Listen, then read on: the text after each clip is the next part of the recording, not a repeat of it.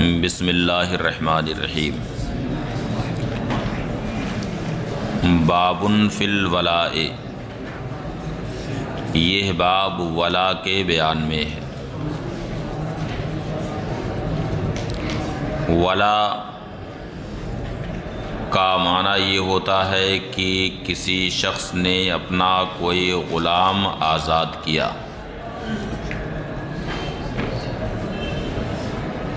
तो ग़ुलाम आज़ाद करने के बाद आका उसका मौलल अताक़ा होता है और उस ग़ुलाम पर आका के जो हुकूक़ हासिल हैं और जो रिश्ता है उस आका का ग़ुलाम से, उसी रिश्ते को वला कहा जाता है। और यूँ तो रिश्ते बहुत होते हैं, लेकिन शरअन वलाए अताक़ा का ही एतबार है। चुनांचे हदीस शरीफ में आया कि ला वलाआ इल्ला वलाल अताक़त, यानी सिवाय वलाए अताक़ा के कोई वला नहीं। और ये वला नसबी रिश्ते की तरह से एक रिश्ता, अलवलाओ लुहमतुन का लुहमतिन नसब ला युबाओ वला यूहब। वला नसबी रिश्ते की तरह से एक रिश्ता है जिसे ना बेचा जा सकता और ना उसे हिबा किया जा सकता। हद्दसना क़ुतैबा बिन सईद क़ाला मालिकुन अरज़ा अलैया नाफ़े अन इब्ने उमर अन्ना आयशता उम्मुल मोमिनीन रज़ियल्लाहु तआला अन्हा अरादत अन तश्तरिया जारियतन तुतिक़ुहा। क़ुतैबा इब्ने सईद कहते हैं कि इमाम मालिक ने फरमाया कि मेरे सामने नाफ़े ने ये हदीस पेश की। उन्होंने हज़रत अब्दुल्ला इब्ने उमर रज़ियल्लाहु ताला अन्हुमा से रवायत की कि उम्मुल मोमिनीन आयशा सिद्दीक़ा रज़ियल्लाहु ताला अन्हा ने एक बादी को ख़रीदने का इरादा फरमाया। उनका नाम बरीरा था। तुतिक़ुहा यानी उन्हें आज़ाद करने के इरादे से उम्मुल मोमिनीन ने उन्हें ख़रीदना चाहा। फ़क़ाल अहलुहा, तो बरीरा के जो मालिक थे उन्होंने कहा नबी उकेहा अला अन्ना वलाअहा लना, यानी हम बरीरा को आपसे इस शर्त पर बेचेंगे कि हक़्क़े वला हमारे लिए होगा। हक़्क़े वला हमारे लिए होगा, हम इस शर्त पर बेचेंगे। और ज़ाहिर है कि ये शर्त ऐसी है जो तक़ाज़ाए अक़्द के ख़िलाफ़, क्योंकि ज़ाहिर है कि जो ग़ुलाम ख़रीदेगा हक़्क़े वला उसके लिए होगा, वो आज़ाद कर दे तो हक़्क़े वला उसे मिलेगा। और इन लोगों ने जो शर्त लगाई थी वो तक़ाज़ाए अक़्द के ख़िलाफ़ थी। तो उन लोगों ने कहा कि नबी उकेहा अला अन्ना वलाहा लना, यानी हम बरीरा को आपसे इस शर्त पर बेचेंगे कि हक़्क़े वला हमारे लिए होगा। फ़ज़करत आयशा, ले रसूलिल्लाह सल्लल्लाहु अलैहि वसल्लम, तो उम्मुल मोमिनीन ने नबी करीम सल्लल्लाहु अलैहि वसल्लम से इसका ज़िक्र किया। फ़क़ाला, इरशाद फरमाया, ला यमनउकी ज़ालिक, यानी उनका ये शर्त लगाना तुम्हें ख़रीदने से नहीं रोक सकता। फ़इन्नल वला लिमन आतका, इसलिए कि वला उसके लिए है जो ग़ुलाम आज़ाद करे। इमाम अबू दाऊद ने इस हदीस में इख्तिसार किया है, जबकि इमाम तिरमिज़ी ने इसको कुछ तफसील के साथ रवायत की। यानी उम्मुल मोमिनीन ने जब नबी करीम सल्लल्लाहु अलैहि वसल्लम से ये अर्ज़ किया कि या रसूल अल्लाह, मैं बरीरा को ख़रीदना चाहती हूँ, मगर बरीरा के जो मालिक हैं वो ये शर्त लगा रहे हैं कि हक़्क़े वला हमारे लिए रहेगा, वो अपने लिए वला की शर्त लगा रहे हैं। तो नबी करीम सल्लल्लाहु अलैहि वसल्लम ने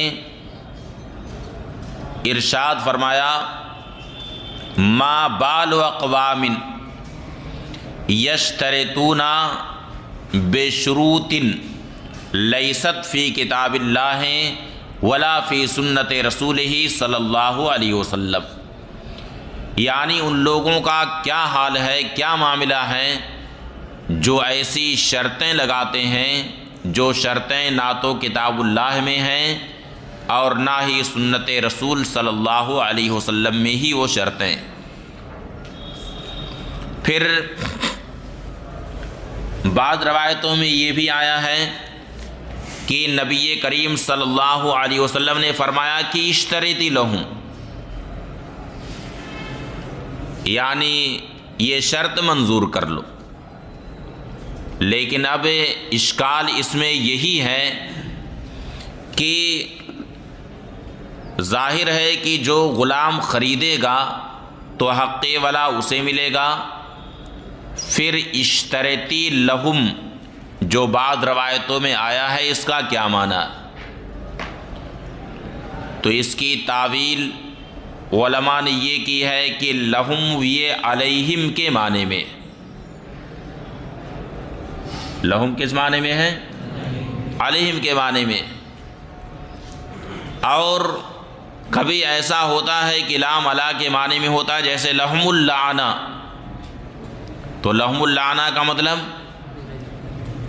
अलैहिमुल लाना, यानी लाम यहाँ अला के माने में। इन अहसनतुम लिअनफुसिकुम व इन असातुम फलाहा, तो इन असातुम फलाहा में लहा ये अलैहा के माने में, यानी व इन असातुम फालिहा अलैहा विज़्रुहा। तो ऐसा होता है कि लाम अला के माने में होता है, तो बाज़ उलमा ने उसकी तावील ये की है कि ये लाम किस माने में है? अला के माने में। और बाज़ लोग ये कहते हैं कि फिर उस हदीस में ये भी है कि फ़इन्नल वला लिमन आतका, यानी उनका ये शर्त लगाना तुम्हारे लिए माने ना हो, इसलिए कि हक़्क़े वला उसके लिए है जो आज़ाद करे। यानी उनका ये शर्त लगाना लग़्व और बातिल है, क्योंकि ये बिल्कुल शर्तें बातिल हैं जो ना तो किताबुल्लाह में है और ना ही सुन्नत रसूल सल्लल्लाहु अलैहि वसल्लम में है। इसलिए उनकी शर्त ख़ुद से साक़ित हो जाएगी और तुम अगर ख़रीदना चाहती हो तो ख़रीद लो। तो ये हदीस शरीफ ये मुश्किल अहादीस में से एक। फ़क़ाला, फरमाया, ला यमनउकी ज़ालिक, यानी उनका ये शर्त लगाना तुम्हें ख़रीदने से नहीं रोक सकता। फ़इन्नल वला लिमन आतका, इसलिए कि वला उसके लिए है जो आज़ाद करे। हद्दसना उस्मान बिन अबी शैबा हद्दसना वकी बिन अल-जर्राह अन सुफियान अस-सौरी अन मंसूर अन इब्राहीम अनिल अस्वद अन आयशा रज़ियल्लाहु तआला अन्हा क़ालत क़ाल रसूलुल्लाह सल्लल्लाहु अलैहि वसल्लम अल वलाउ लिमन आतस समना व वलियन निअमता।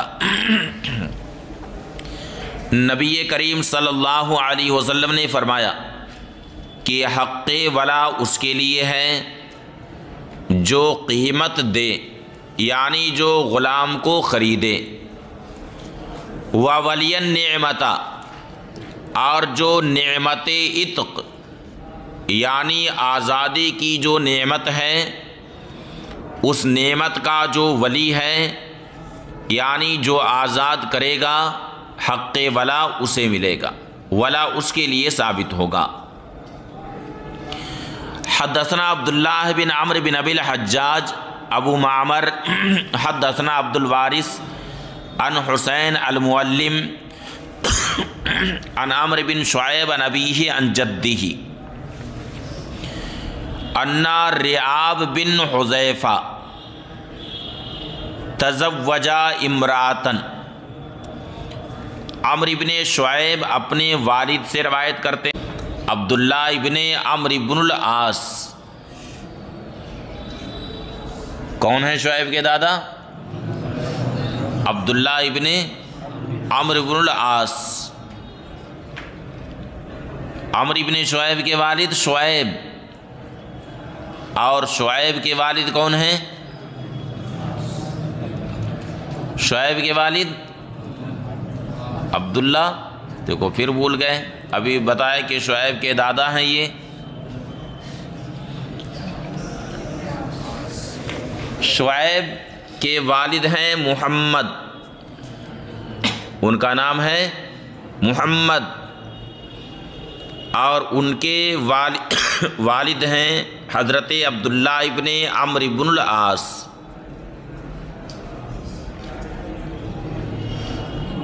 तो ये ज़मीर अन जद्दिही की शुऐब की तरफ उमूमन लौटती है,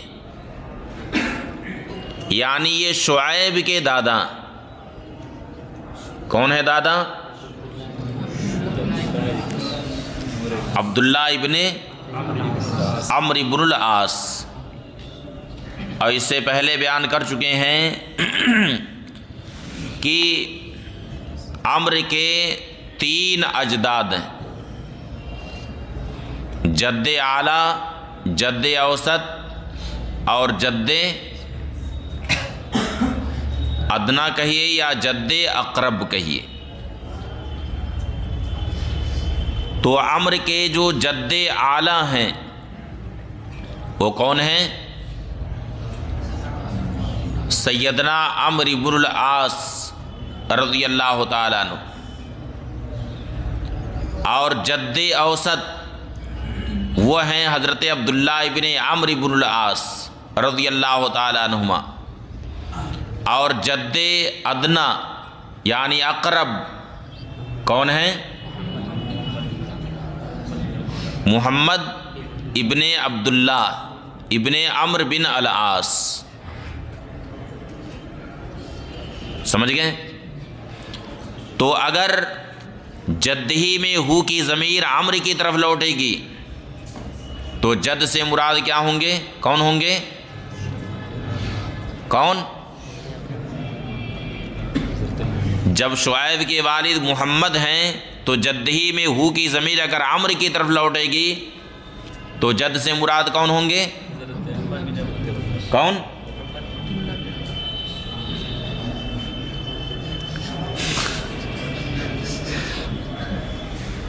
लगता है कि भूख सबको बहुत तेज़ लगी हुई है, इसलिए क़ुव्वत दर्राका सही से दर्क नहीं कर पा रही है।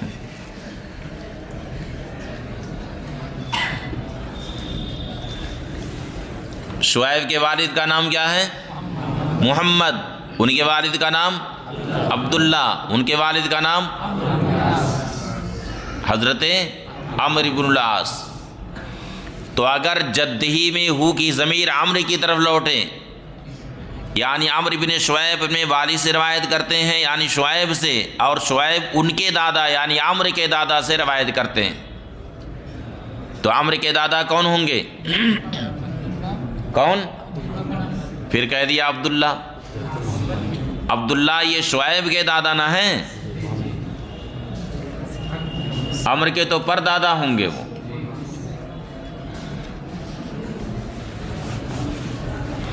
भूख लग गई है ज़्यादा, हाँ?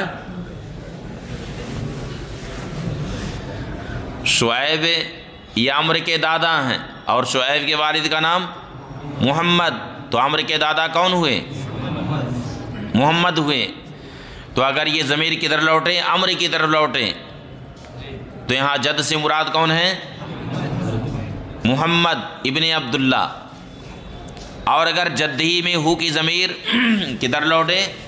शुऐब की तरफ, यानी शुऐब अपने दादा से रवायत करते हैं, तो शुऐब के दादा कौन हैं?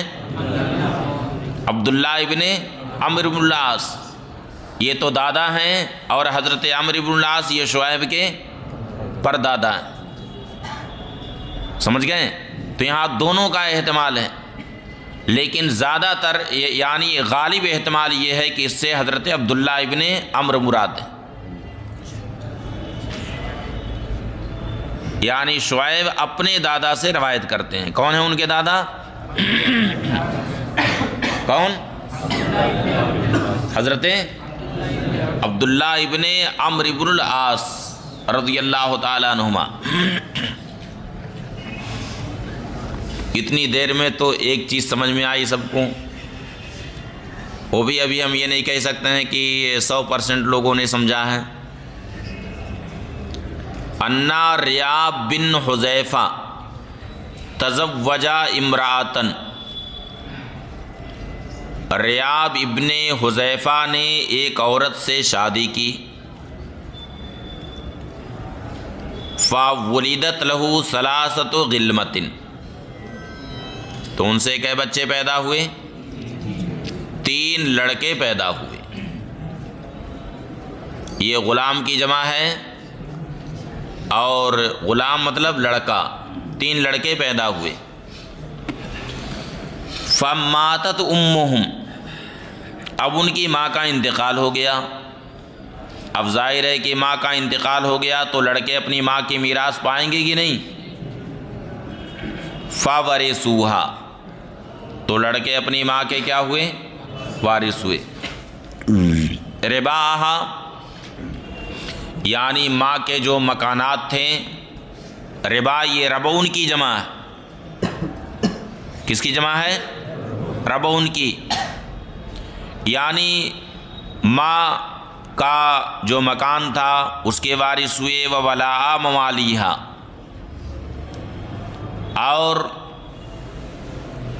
माँ के आज़ाद करदा ग़ुलामों से जो वला हासिल था, हक़ वला जो हासिल था, उस वला के भी क्या हुए? वारिस हुए। इसलिए को सब असबा थे। क्या थे? असबा थे। अपनी माँ के सब क्या थे? असबा थे ना, सब वारिस हुए।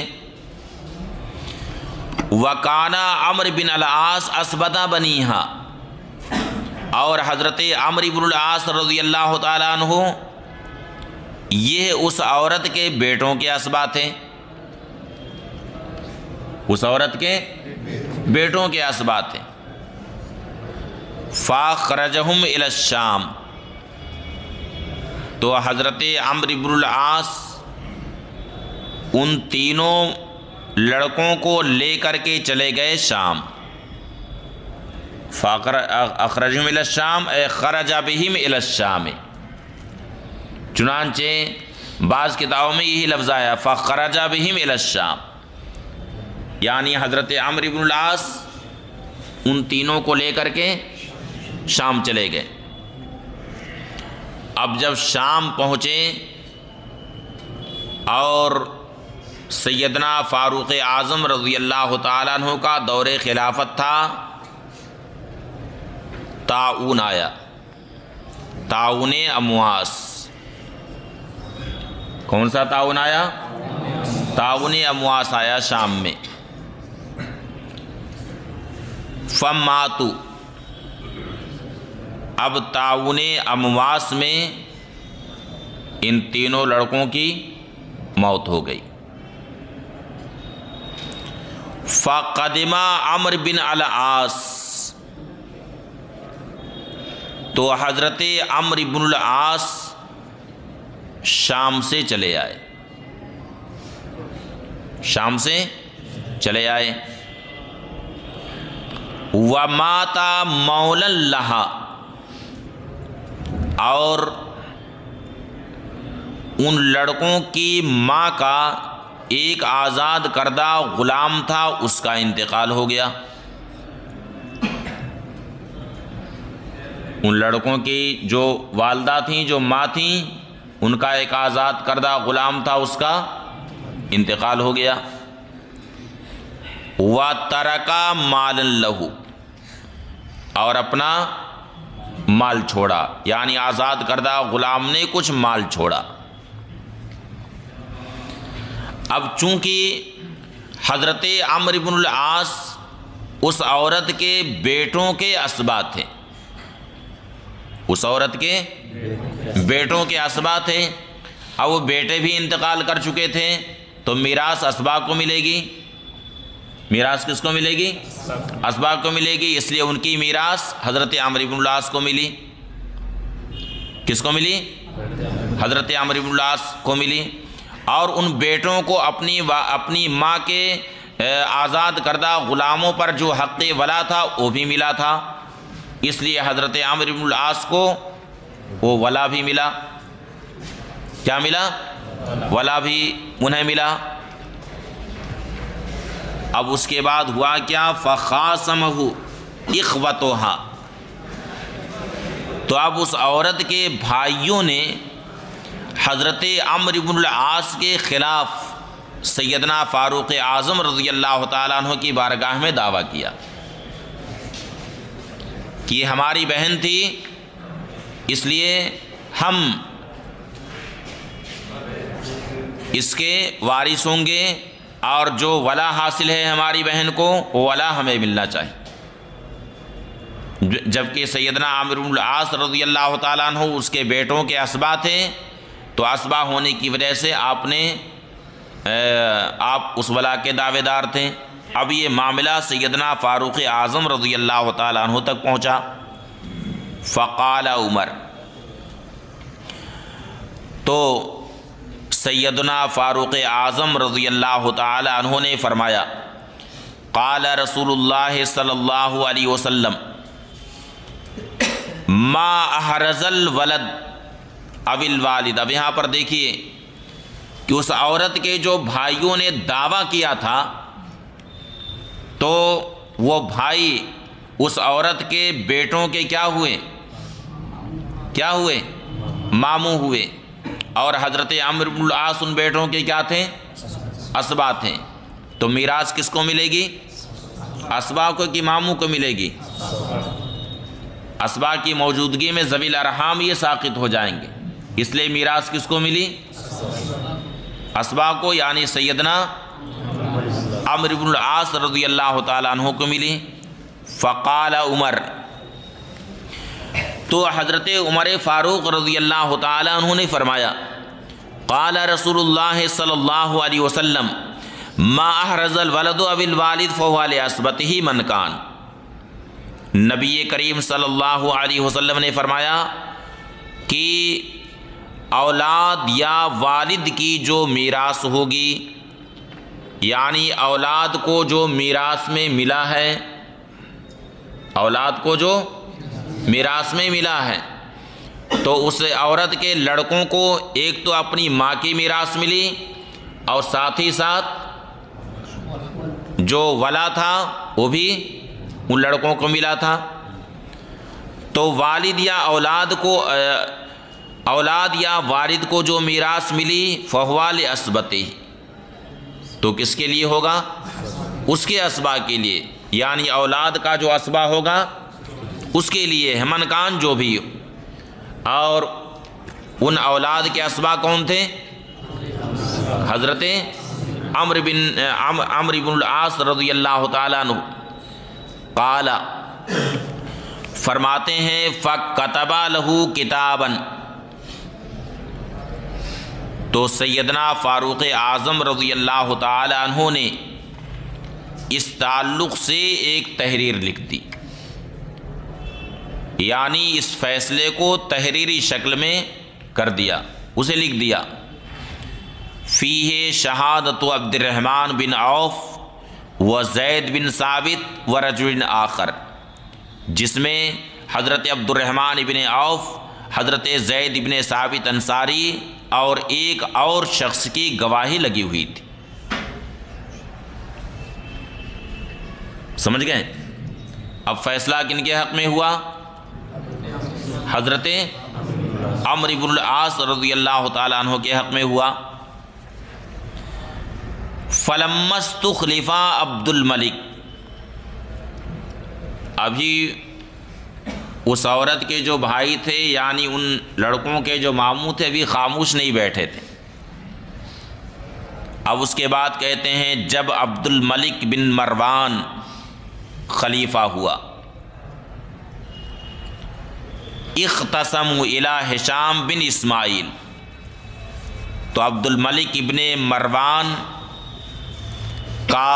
की तरफ से जो अमीर मुकर्रर था हिशाम बिन इस्माइल या इस्माइल इब्ने हिशाम,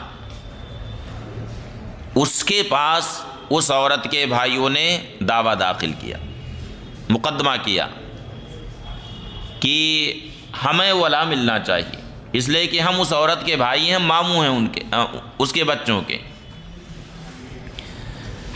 फ़रफ़अहुम इला अब्दुल मलिक, तो हिशाम बिन इस्माइल ने उन्हें मुंतकिल कर दिया किधर? अब्दुल मलिक इब्ने मरवान की तरफ कि जाओ वहीं फ़ैसला करवाओ, इस बारे में फ़ैसला अब्दुल मलिक इब्ने मरवान से करवाओ। उन्हें अब्दुल मलिक इब्ने मरवान की तरफ मुंतकिल कर दिया। फ़क़ाला, तो अब्दुल मलिक इब्ने मरवान ने कहा हाज़ा मिनल क़ज़ाइल लती मा कुन्तु उरा, अब ये माँ के ताल्लुक़ से शारहीन हदीस कहते हैं कि ये माँ नाफिया भी हो सकता है और ये माँ ज़ायद भी हो सकता है। अल्लज़ी तो पहले ही से मज़कूर है। फ़क़ाला, तो अब्दुल मलिक ने कहा, यानी उधर उस औरत के भाइयों ने दावा दाखिल किया और चूँकि सैयदना फ़ारूक़ आज़म रज़ियल्लाहु ताला उन्होंने तहरीर लिख दी थी, तो हज़रत अम्र इब्नुल आस ने बजाय कोई बैना वग़ैरह पे दलील गवाह वग़ैरह देने के सीधे वही तहरीर ले जा कर के पेश कर दी, जो फ़ैसला सैयदना फ़ारूक़ आज़म रज़ियल्लाहु ताला उन्होंने फरमाया था। तो अब्दुल मलिक ने कहा कि ये है उस फ़ैसले से है, ये उस फ़ैसले से है जिसके ताल्लुक़ से मेरा वहमो गुमान भी नहीं था कि ऐसा फ़ैसला इस बारे में होगा, लेकिन चूँकि अमीरुल मोमिनीन सैयदना फ़ारूक़ आज़म रज़ियल्लाहु ताला अन्हु ने फ़ैसला फ़रमा दिया है, इसलिए अब मैं भी वही फ़ैसला करता हूँ जो सैयदना फ़ारूक़ आज़म रज़ियल्लाहु ताला अन्हु ने फ़ैसला फ़रमाया। ये तशरीह उस सूरत में है जबकि माँ को नाफिया माना जाए, और अगर ये माँ नाफिया नहीं है बल्कि मौसूला है या ज़ायदा है, तो फिर इसका मतलब ये है कि ये फ़ैसला वही है कि ख़ुद मेरा भी यही ख्याल था कि फ़ैसला हज़रत अम्र इब्नुल आस के हक़ में होना चाहिए, इसलिए कि जब वो असबा हैं उन लड़कों के तो और मीरास असबा को मिलेगी, तो मेरा भी ख्याल यही था कि ये फ़ैसला हज़रत अम्र इब्नुल आस के ही हक़ में होना चाहिए। समझ गए? क़ाला, हज़रत अब्दुल्ला इब्ने अम्र फरमाते हैं फ़क़ज़ा लना, बे किताब उमर इब्नुल ख़त्ताब, तो अब्दुल मलिक इब्ने मरवान ने हमारे हक़ में अमीरुल मोमिनीन सैयदना फ़ारूक़ आज़म रज़ियल्लाहु ताला अन्हु की उस तहरीर की वजह से फ़ैसला फ़रमा दिया, फ़ैसला कर दिया हमारे हक़ में। जब वो तहरीर देखी है तब किसे जुरात है कि अब उसके ख़िलाफ़ फ़ैसला करे। फ़न्नहनु फ़ीही इलस्सा, तो इस बारे में आज तक हम उसी पर, यानी हमारे हक़ में सैयदना फ़ारूक़ आज़म रज़ियल्लाहु ताला अन्हु जो फ़ैसला फ़रमाया था